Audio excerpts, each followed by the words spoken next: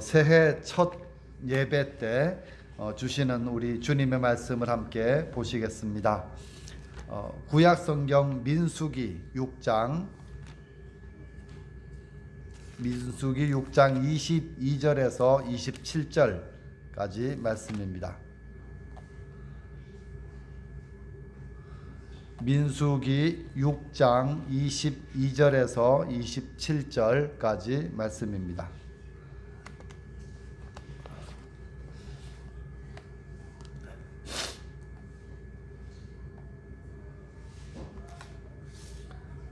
우리 한 절씩 번갈아 가면서 읽도록 하겠습니다.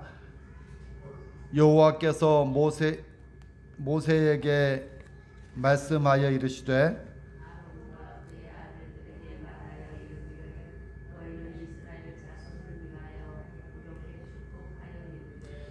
여호와는 내게 복을 주시고 너를 지키시기를 원하며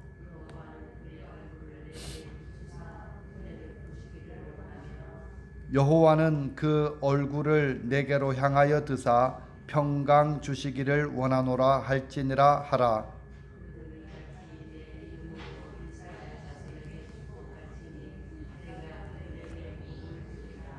아멘. 오늘은 특송이 있겠습니다. 한정미 한정은 집사님께서 나와서 특송하시겠습니다.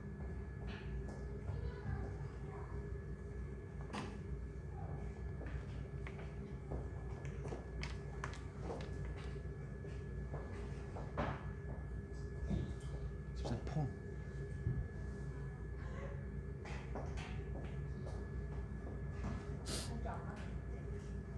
줘보세요.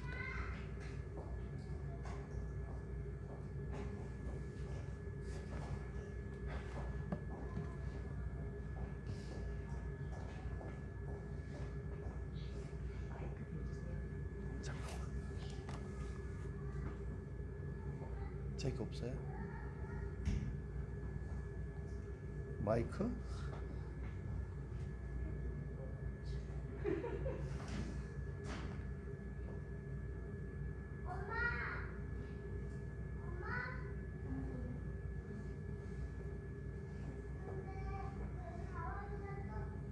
어떤 거예요? 집사님 어떤 거예요? 밑에 거? 피아노? 자, 내가 할게.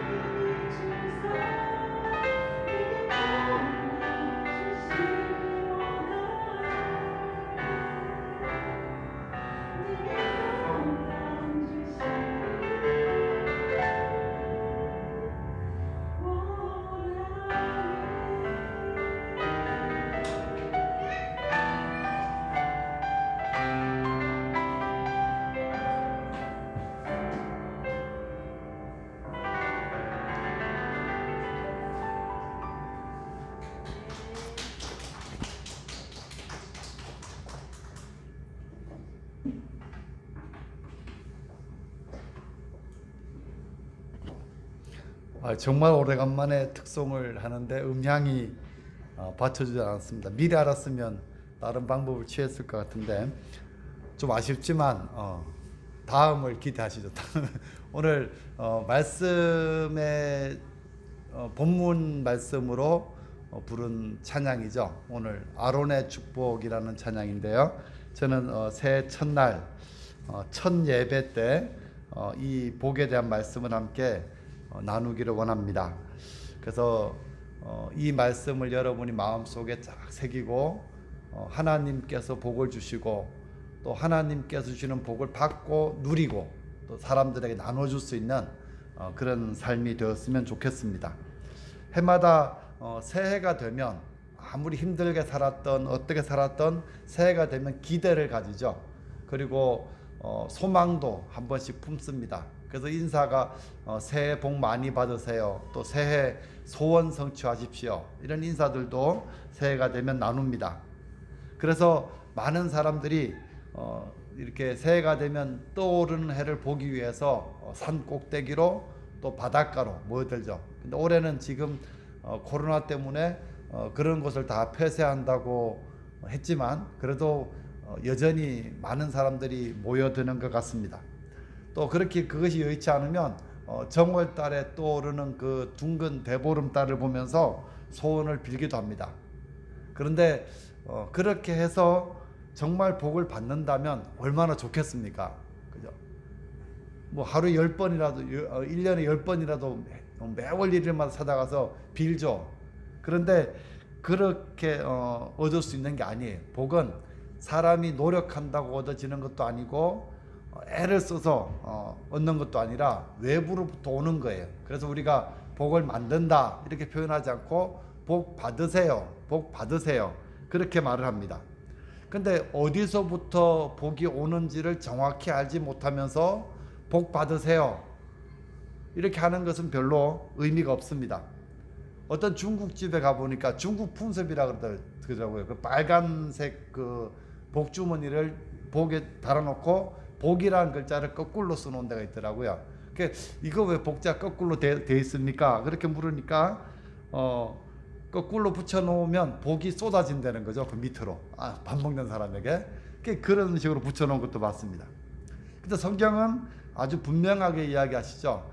하나님만이 복의 근원이시다 이렇게 말합니다. 한번 따라해 보시죠. 하나님만이 복의 근원이십니다.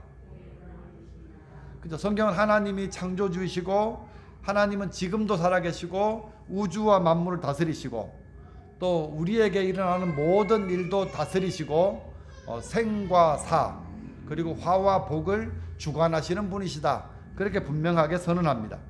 그리고 또 한 가지는 하나님께서 복 주시기를 원하신다는 사실이에요. 그래서 창세기 1장에서부터 보면 사람을 다 만드시고 복을 주셨다. 그 창세기 1장부터 복을 주셨다. 이렇게 말씀하는 것이 바로 성경입니다. 오늘 본문에서 본문은 우리가 성경에서 말하는 아주 유명한 말씀 가운데 한 구절이죠. 아론의 축도라고 알려져 있는 말씀입니다. 저는 오늘 이 말씀을 전하면서 과연 하나님께서 그러면 주시는 복이 어떤 복인지를 알아야 되겠죠. 그 다음에 또 한 가지는 이 복을 받으려면 어떻게 하면 되는가, 이 두 가지를 말씀을 좀 드리려고 합니다. 그래서 이 말씀을 잘 깨달으셔서 하나님께서 주시는 복을 받고 또 그것을 많이 누리고 정말 복된 사람, 또 축복의 통로로 그렇게 쓰임받는 그런 삶이 되시기를 소망합니다. 민수기 말씀을 보시면, 성경을 보십시오. 민수기 1장부터 21장까지 쭉 나와 있는 게 뭐라고 되어 있는가 하면 나실인의 법, 이런 주제가 붙어져 있죠. 나실인의 법. 그 다음에 22절부터 마지막 절까지는 제사장의 축복, 이렇게 이름이 붙어져 있습니다. 그러니까 이 민수기 6장 말씀은 크게 보면 두 가지죠. 하나는 뭔가 나실인의 법, 두 번째는 제사장의 축복, 이 두 가지로 되어져 있습니다. 첫 번째 나실인의 그 법에 대해서, 이 나실인이라고 번역된 그 히브리어 단어는 나지르라고 하는 단어를 번역한 단어인데요. 이 나질의 뜻은 뭔가 하면 구별되다, 봉헌되다, 바쳐졌다.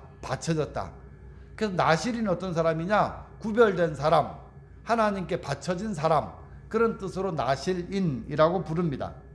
그래서 나실인의 규례를 쭉 읽어보면 가장 많이 반복되고 있는 구절이 뭔가 하면 자기 몸을 구별한다라는 뜻이에요. 자기 몸을 구별하여. 그러니까 나실인은 제일 중요한 게 뭔가 하면 자기 몸을 구별하는 거죠. 그래서 하나님 앞에서 내 스스로를 구별하고 하나님 앞에서 나를 바치고 하나님 앞에 헌신하기로 작정한 사람들을 나실인, 그렇게 부릅니다. 또 나실인 서약의 서원에는 보면 차이가 없어요. 남자와 여자의 구별이 없습니다. 그래서 성경에는 남녀의 차이가 분명히 존재하잖아요. 근데 나실인의 서원에 있어서는 남녀의 차이도 없습니다. 그리고 신분의 구별도 없습니다. 누구든지 원하는 사람은 하나님 앞에 서약하고 나실인이 될 수가 있습니다. 그리고 세 번째, 나실인의 기간도 본인이 정할 수 있습니다. 그래서 만약에 그 성경에 나온 삼손 아시죠? 삼손도 나실인이에요. 근데 이 삼손은 태어나기 전부터 평생토록 하나님께 나실인으로 구별된 사람이 바로 삼손이죠. 그래서 어떤 사람이 나는 일평생 동안 하나님 앞에 나실인으로 살겠습니다, 그렇게 작정하고 기도하면 평생 동안 나실인이 되는 것이죠. 또 나는 한 달 동안, 나는 일주일 동안 나실인으로 나 자신을 구별하겠습니다, 그렇게 하면 그대로 살는 그 기간이 나실인의 서약 기간이 됩니다. 그 다음 나실인이 지켜야 되는 세 가지의 규례가 있는데, 첫 번째는 포도주와 독주를 마시지 말아라. 많이 들어본 거죠. 이 규례 6장을 쭉 읽어보면 포도즙, 또 건포도, 포도씨, 포도 껍질이라도 먹지를 말아라, 그렇게 말합니다. 그래서 포도주나 독주를 생각나게 하는 것도 금하고 있습니다. 이것은 우리에게 적용하면 세상의 쾌락을 멀리하고 적극적으로 하나님께 집중하라, 그런 말이죠. 두 번째는 머리를 자르지 말아라. 삼손 생각하시면 돼요. 삼손. 머리가 아무리 길어도 내가 서원하여서 하나님께 드리는 날 동안에는 머리를 자르면 안 됩니다. 그래서 머리카락은 권위를 상징하고 힘을 상징합니다. 그래서 머리카락을 자르지 않는다는 것은 뭔가 하면 나는 하나님의 권위 아래에서 하나님의 힘을 의식하면서 삽니다 라고 하는 의미입니다. 그래서 세 번째는 시체를 가까이 하지 말아라 라는 규례가 있습니다. 그래서 부모 형제가 죽었던 때에도 그 시체를 못 만지게 하는 거죠. 그러니까 자기 몸을 더럽히면 안 된다는 거예요. 그래서 부정한 모든 것으로부터 자기 자신을 지켜야 된다. 이런 우리의 마음을 유혹하는 그들 때문에 하나님을 가까이 하는 것을 소홀히 하면 안 된다는 그런 뜻을 가지고 있어요. 이 나실인의 규례를 잠깐 보면 세 가지 그 공통적인 게 뭔가 하면 하나님께 집중하라는 거예요. 하나님께 구별되어져 있으니까 하나님께 더 집중하고 하나님을 더 잘 섬기는 그러한 삶을 요구하고 있다는 것을 알 수 있습니다. 나실인 기억해 두세요. 나실인은 하나님께 구별된 사람, 하나님께 드려진 사람. 그렇기 때문에 나실인의 서원은 굉장히 성경에서 중요합니다. 그러면 이제 우리가 출애굽기를 보면 하나님께서 이스라엘 백성들을 구원해낸 다음에 너는 내 백성이다, 거룩한 소유된 백성이다, 이렇게 말씀하시는 구절이 있죠. 출애굽기 19장 5절입니다. 세계가 다 내게 속하였나니 너희가 내 말을 잘 듣고 내 언약을 지키면 너희는 모든 민족 중에서 내 소유가 되겠고, 누구의 소유가 되는가면 하나님의 소유가 되겠고, 그 다음에 내게 대하여 제사장 나라가 되며 거룩한 백성이 되리라, 이렇게 말씀하셔요. 이 세 가지 단어를 기억하셔야 돼요. 내 소유, 하나님의 소유, 두 번째는 제사장 나라, 세 번째는 거룩한 백성. 그래서 이스라엘 백성들을 구원하신 목적이 뭔가 하면 세상에 있는 많은 민족들 가운데 하나님의 것으로 구별하여서 거룩하게 만든 민족이 바로 이스라엘이다, 그렇게 말씀하시는 거예요. 그래서 이스라엘 모든 백성들은 정확히 말하면 하나님 앞에서 나실인이 되어서 그렇게 살아야 합니다. 다시 말하면 자기 몸을, 자기의 삶을 구별하여서 하나님께 드리기 합당한 그런 삶을 살아야 되는 것이죠. 신약 시대에 보면 사도 바울이 이러한 삶을 이렇게 자기는 설명을 합니다. 로마서 12장 1절이죠. 그러므로 형제들아 내가 하나님의 모든 자비하심으로 너희를 권하노니 너희 몸을 하나님이 기뻐하시는 거룩한 산제물로 드리라. 이는 너희가 드릴 영적 예배니라. 너희는 이 세대를 본받지 말고 오직 마음을 새롭게 함으로 변화를 받아 하나님의 선하시고 기뻐하시고 온전하신 뜻이 무엇인지 분별하도록 하라. 그 구원받은 성도는 어떻게 살아야 되느냐? 이 말씀을 꼭 기억하세요. 구원받은 성도는 자기 몸을 거룩한 산제물로 드리며 살아야 된다. 그렇게 지금 해석하고 있습니다. 우리의 삶이 하나님 앞에 드려지는 제물, 제사가 되도록 우리 몸을 제물로 드리는 것이 바로 성도의 삶이다. 그렇게 이야기를 합니다. 그러한 삶을 하나님께서 기뻐하시는 산 제사를 드리는 삶을 살기 위해서는 이 세상을 본받지 말아야 한다. 그 다음에 마음이 새롭게 변화되어야 한다. 그 다음에 하나님의 뜻이 무엇인지를 분별하면서 그렇게 살아야 합니다. 이렇게 분명히 이야기를 해주고 있습니다. 여러분, 올해 여러분의 삶이 하나님께서 기뻐하시는 거룩한 산제물로 드려지는 그런 예배가 되시기 바랍니다. 그래서 이 세상을 본받지 마십시오. 그런 항상 마음을 새롭게 변화를 받으십시오. 그리고 하나님의 뜻을 분별하는 그런 삶을 살아가시기를 바랍니다. 그래서 오늘 본문에 나오는 아론의 축도는 정확하게 말하면 나실인의 서원을 하고 내가 하나님께 내 삶을 드리겠습니다. 작정한 사람들에게 하는 축복의 기도예요.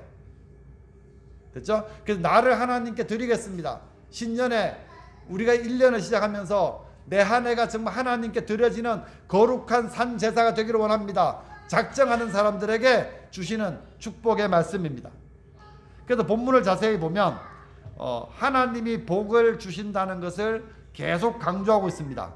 그래서 본문에 보니까 여호와는 아까 찬양에도 여호와는 계속 반복되었잖아요. 그래서 하나님께서 복을 주신다 이 말은 다시 말하면 하나님 외에는 복을 주실 수 있는 분이 없다 이런 뜻이죠. 다윗은 이렇게 고백합니다. 시편 16편 1절 하나님이여 나를 지켜주소서 내가 주께 피하나이다. 내가 여호와께 아뢰되 주는 나의 주님이시오니 주밖에는 나의 복이 없다 하였나이다. 주님밖에 나의 복이 없습니다. 이 말이 뭔가 하면 하나님 외에 내게 복을 줄 자가 없습니다. 이런 고백이에요. 믿습니까? 진짜 복은 누가 주시는 거냐? 하나님만이 줄 수 있다. 이 성경 분명히 이렇게 고백하고 있습니다. 야고보 목사님도 야고보서 1장 17절 말씀에 이렇게 고백하죠. 온갖 좋은 은사, 온전한 선물이 다 위로부터 빛들의 아버지께로부터 내려오나니 그는 변함도 없으시고 회전하는 그림자도 없으시니라. 뭐예요? 온갖 좋은 것, 온갖 좋은 선물이 모두 다 하나님 아버지로부터 온다. 이렇게 지금 말하고 있습니다. 이 표현도 역시 모든 복이 오직 하나님께로부터 온다는 그런 고백입니다. 오늘 본문 27절 말씀 보시죠. 같이 읽어보겠습니다. 시작. 그들은 이같이 내 이름으로 이스라엘 자손에게 축복할지니 내가 그들에게 복을 주리라.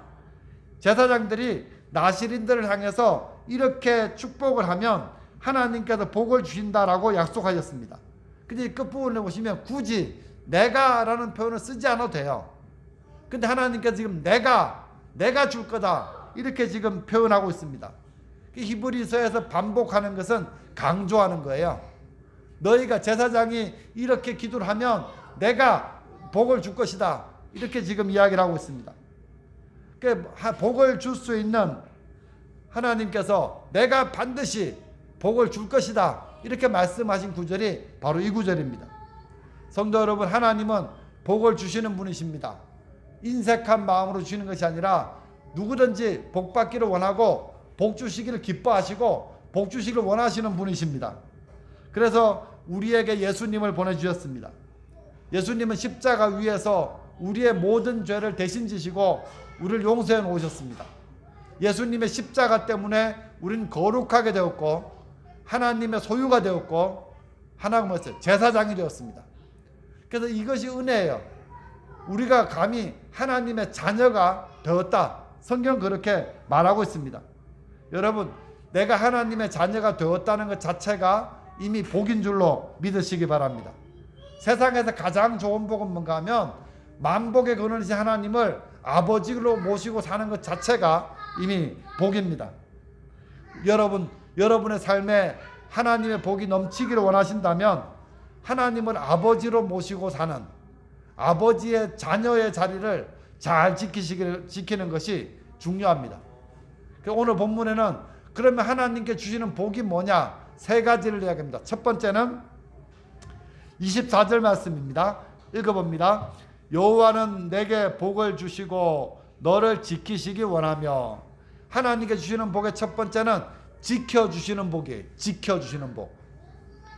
성경에는 표현이 좀 애매하지만 여기 지키신다는 말은 가시로 울타리를 치어서 그 안에 있는 걸 보호해 주는 거예요. 바깥에 있는 것들이 안으로 들어오지 못하게 울타리를 쳐주는 것을 지키신다 이렇게 표현합니다. 그래서 하나님께서 우리를 지켜주시는데 대충 지키지 않고 철저하게 지키신다고 성경 고백합니다. 다윗은 블레셋 왕에게 앞에 가서 죽음의 위기를 경험합니다. 그 자리에서 미친 사람 흉내를 내가지고 겨우겨우 구원을 받습니다. 그 다음에 그때의 경험을 시편으로 고백해서 지은 찬양 가운데 시편 34편 7절 말씀이 있습니다. 같이 읽어봅니다. 시작. 여호와의 천사가 주를 경외하여 자를 둘러 진치고 그들을 건지시는도다. 여호와의 천사, 하나님께서 천사를 보내주셔가지고 하나님을 경외하는 자 다윗을 둘러 진쳤다 이렇게 표현하죠. 둘러 진쳤다는 말은 잠시 머물러 있는 게 아니라 아예 천막을 치고 다윗 삶 주변에 천사가 살 수 있도록 그렇게 해주셨다는 이야기예요. 그래서 우리가 하나님을 경외하는 자가 되면 우리 주변에 천군과 천사가 가득히 있는 줄로 그렇게 믿으십시오. 내가 설령 어려운 가운데 처하게 되었을 때 하나님께서 우리를 건져내시는 줄로 믿으십시오. 이게 지켜주는 하나님이에요. 지켜주는 하나님. 여러분은 어려운 지경에 있을 때 혼자 있는 게 아니에요. 질병 걸렸을 때 혼자 있는 것도 아니고 사람들에게 어려움을 당할 때도 혼자 있는 것도 아니고 내가 정말 마음의 상처가 클 때에도 나는 혼자 있는 것이 아니라 하나님의 천군 천사가 내 주변에 가득하다는 것을 믿음의 눈으로 볼 수 있어야 합니다. 시편 121편에 이렇게 고백합니다. 4절. 이스라엘을 지키시는 이는 졸지도 아니하시고 주무시지도 아니하시리로다. 하나님께 지켜주시는데 졸지도 않으시고 주무시지도 않는다는 표현을 쓰고 있습니다. 읽지는 않았지만 낮에 해도 상치 않도록 밤에 달도 해치 않도록 지켜주시겠다고 말씀하십니다. 하나님께 지켜주시는데 잠깐도 한눈 팔지 않고 1년 365일 그죠? 하루 24시간 1분 1초도 쉬지 않고 우리들을 지켜주시겠다 그렇게 말씀하고 있습니다. 예수님은 이렇게 말씀하십니다. 요한복음 10장 28절입니다. 내가 그들에게 영생을 주노니 영원히 멸망하지 아니할 것이요 또 그들을 내 손에서 빼앗을 자가 없느니라. 그들을 주신 내 아버지는 만물보다 크심에 아무도 아버지의 손에서 빼앗을 수 없느니라. 여기 보면 예수님의 손 또 아버지의 손이 나오죠. 하나님의 손이 나옵니다. 이 손은 능력의 손입니다. 그래서 어떤 것도 우리를 빼앗아갈 수 없다는 거예요. 예수님의 손에 붙잡혀 있는 우리, 하나님의 손에 붙잡혀 있는 우리를 빼앗아갈 수 없다. 예수님께서 하신 말씀입니다. 사탄과 마귀들이 아무리 머리를 합심해서 우리를 빼앗아 가려고 해도 하나님께서 더 크신 능력으로 우리를 보호해 주실 것입니다. 그래서 결국 우리는 승리하고 우리는 결국 천국에 하나님과 함께 영원히 살게 될 것입니다. 여러분 중요한 것은 내가 내 삶을 하나님께 드리기로 작정하는 순간, 내 인생을 하나님 앞에서 거룩하게 구별하는 순간, 그 순간부터 하나님께서 지켜주시겠다. 하나님이 지켜주시는 하나님이라고 그렇게 말씀하십니다. 중요한 것은 나를 하나님의 것으로 구별하여 드리는 것, 그것이 중요합니다. 하나님은 지키시는데 잠시도 쉬지 않고 열심히 우리를 지켜주실 것입니다. 큰 능력으로 보여주십니다. 이 복을 꼭 받아 누리시기 바랍니다. 두 번째는 은혜의 복이, 은혜의 복. 25절 말씀 읽어봅니다. 시작. 25절 시작.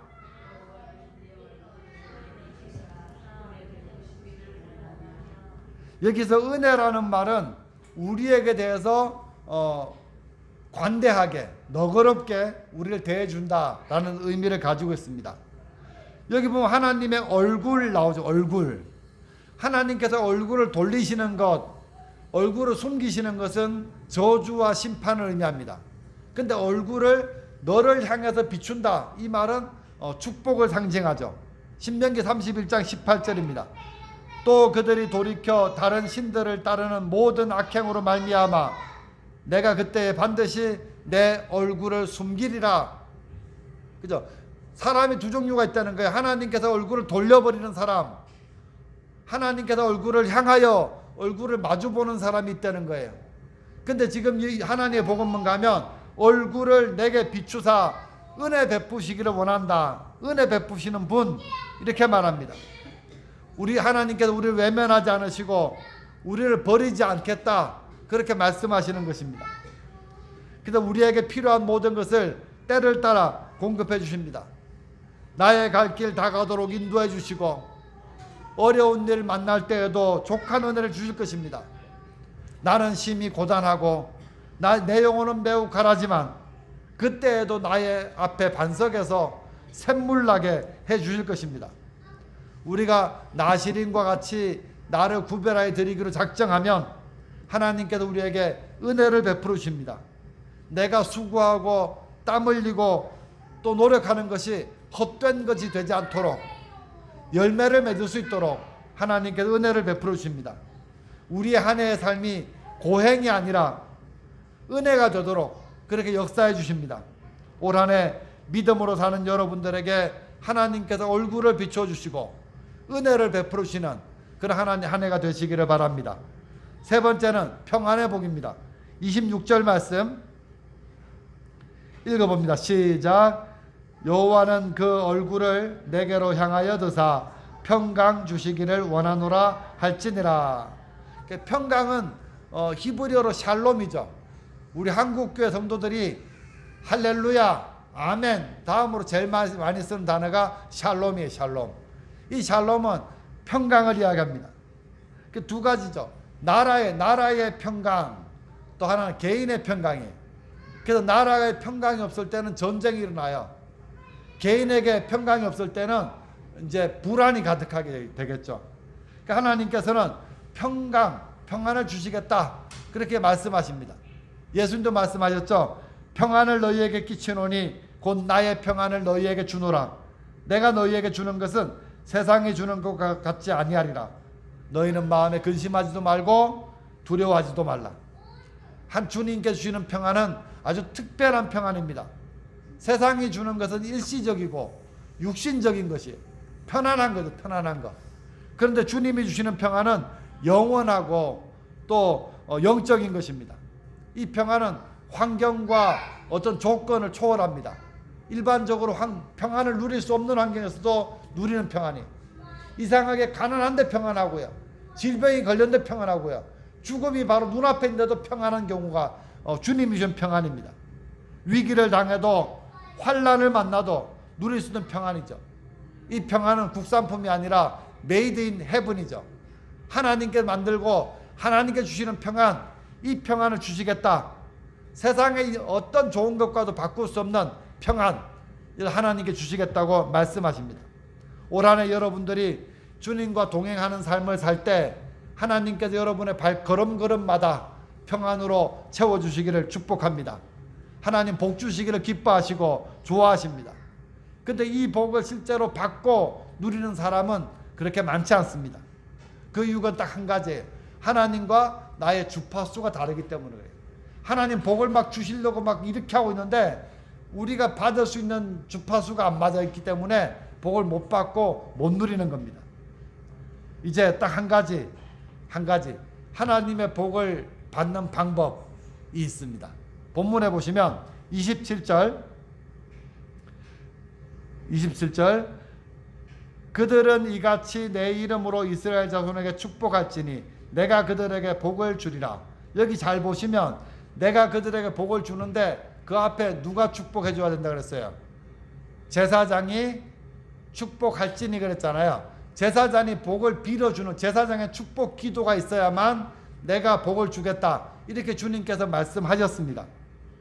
그래서 하나님께서 이스라엘 백성들에게 복을 주실 때 제사장을 통해서 네가 손을 들고 백성을 향해서 축복 기도를 하면 내가 그들에게 복을 줄 것이다, 그렇게 말씀하셨습니다.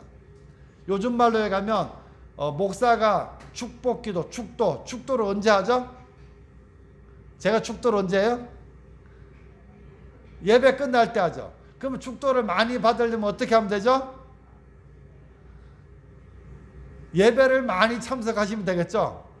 그러니까 수요일에도 축도하고요, 주일에도 축도하고요, 축도를 합니다. 한 해 동안 여러분이 하나님의 복을 많이 받으려면 제사장이 축복 기도할 때 그 축도를 받는 자리에 있어야 합니다. 그래서 한 해 동안 예배 많이 참석하시고 또 부족한 종이 손들어 기도할 때 하나님께서 여러분의 복을 줄 줄을 믿고 그렇게 기도를 받으세요. 또 한 가지는 우리 모두가 제사장이죠. 목사만 제사장이 아니라 예수 믿는 사람은 다 제사장이에요. 여러분이 예수님의 이름으로 축복 기도를 하시기 바랍니다. 여러분의 가정을 위해서, 여러분의 자녀를 위해서, 여러분 스스로의 인생을 위해서도 축복 기도해 주세요. 그러면 하나님의 복이, 내가 그들에게 복을 줄 것이다, 그 말씀이 이루어지게 되는 거예요. 그 제사장인 목사, 또 여러분 스스로의 기도를 통해서 우리 하나님의 복을 받을 수 있습니다. 또 한 가지 복된 삶을 사는 방법, 하나님 말씀에 순종하는 겁니다. 이건 여러 번 들었죠. 신명기 28장 말씀은 어떤 사람들은 축복의 장이다 이렇게 말하지만 정확하게 말하면 축복과 저주의 장이죠. 더 정확하게 말하면 하나님 말씀을 순종하는 자는 복을 받고 하나님 말씀을 불순종하는 자는 저주를 받을 것이다, 이렇게 말하죠. 성경을 읽어보면 하나님 말씀을 순종하는 사람이 가는 곳곳에 복이 막 자석에 철이 붙는 것처럼 들러붙는다는 이야기예요.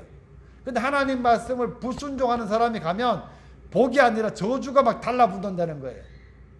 저주가. 그래서 이렇게 해도 안 되고 이렇게 해도 안 되고 이렇게도 망하고 이렇게 덜어먹고. 근데 복 있는 사람이 가면 그 자리가 어떤 자리든지 막 복된 역사가 나타난다는 거예요.